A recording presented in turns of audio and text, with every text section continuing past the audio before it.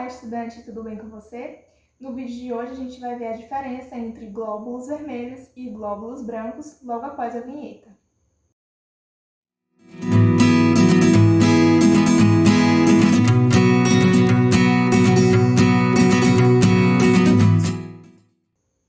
Bom, o nosso sangue ele é formado basicamente por duas partes. Uma parte corresponde aos glóbulos sanguíneos e a outra parte corresponde ao plasma.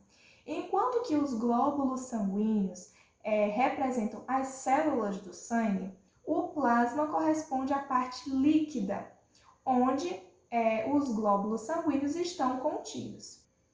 Quando nós coletamos o sangue de alguém e colocamos esse sangue em um tubo de ensaio e depois levamos para uma centrífuga, onde ele vai ser centrifugado, nós vamos perceber que, após isso, esse sangue ele vai apresentar algumas camadas no tubo de ensaio.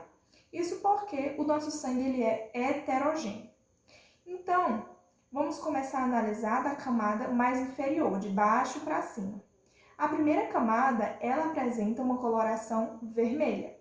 A segunda camada apresenta uma coloração esbranquiçada. A quarta camada, ela é muito fina e delgada, de modo que não dá para distinguir ela a olho nu das demais camadas. Por fim, a quinta camada, ela possui uma coloração meio amarelada. Bom, como você já deve estar imaginando, a camada vermelha corresponde à camada dos glóbulos vermelhos e a camada esbranquiçada corresponde à camada dos glóbulos brancos. A partir daí, a gente pode afirmar a primeira diferença entre esses dois tipos de glóbulos, que é a densidade. Já que os glóbulos vermelhos ficam embaixo, eles são mais densos do que os glóbulos brancos. A camada fina e delgada, que não dá para diferenciar a olho nu, ela corresponde às plaquetas do sangue e a camada amarelada corresponde ao plasma sanguíneo. A segunda diferença, então, entre esses dois tipos de glóbulos é, claro, a sua coloração. Como o próprio nome diz, os glóbulos vermelhos possuem a cor vermelha.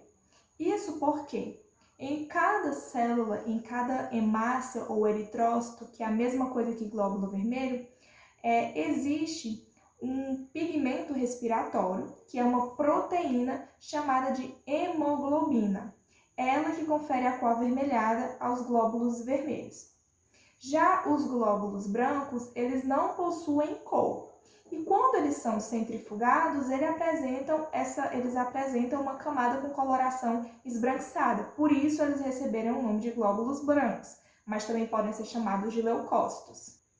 A terceira diferença está, então, na quantidade dessas células no nosso sangue. Enquanto que os glóbulos vermelhos correspondem cerca de 35 a 50% do volume total do sangue, os glóbulos brancos representam apenas 1%. Então, a gente pode perceber a diferença de concentração dos mesmos, né?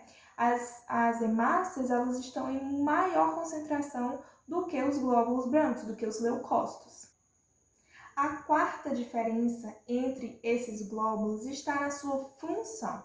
Enquanto que as hemácias, ou os glóbulos vermelhos, possuem a função de transportar gás oxigênio e gás carbônico por meio da proteína transportadora, que eu já citei aqui, que é a hemoglobina, os leucócitos ou glóbulos brancos vão possuir como principal função a proteção do nosso organismo contra infecções. Então, eles são importantes agentes do sistema imunológico.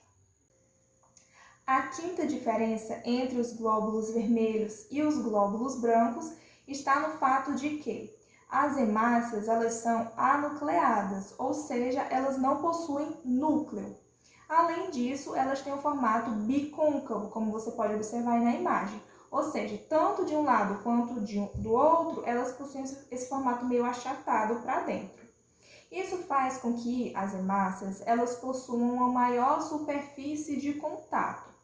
E por causa disso, as trocas gasosas que ela realiza no nosso sangue são facilitadas, porque em reações químicas, quanto maior a superfície de contato, mais rápido aquela reação vai acontecer. Já os leucócitos, eles possuem núcleo e têm um formato esférico. As hemácias, elas perdem o seu núcleo no processo de maturação lá na medula óssea, que é onde elas são formadas, assim como os leucócitos. Então, no processo de maturação, elas perdem tanto o núcleo quanto algumas organelas. E aí, após cerca de 120 dias de vida, as hemácias elas acabam morrendo, porque não conseguem realizar a divisão celular, já que elas são anucleadas. Outra diferença bastante notória entre esses dois tipos de glóbulos sanguíneos está no fato de que os glóbulos vermelhos eles são formados por apenas um tipo celular, só hemácias ou só eritrócitos, que significam a mesma coisa. Já os glóbulos brancos, eles correspondem a um conjunto de células. E aí, esse conjunto de células é formado por 5 tipos celulares, que são eles: os neutrófilos, os eosinófilos, os basófilos, os linfócitos e os monócitos. E aí, cada célula dessa vai se diferir pelo núcleo, pelo citoplasma e também pela sua função. Mas, como um todo, elas vão ter a função de proteger o nosso organismo contra infecções.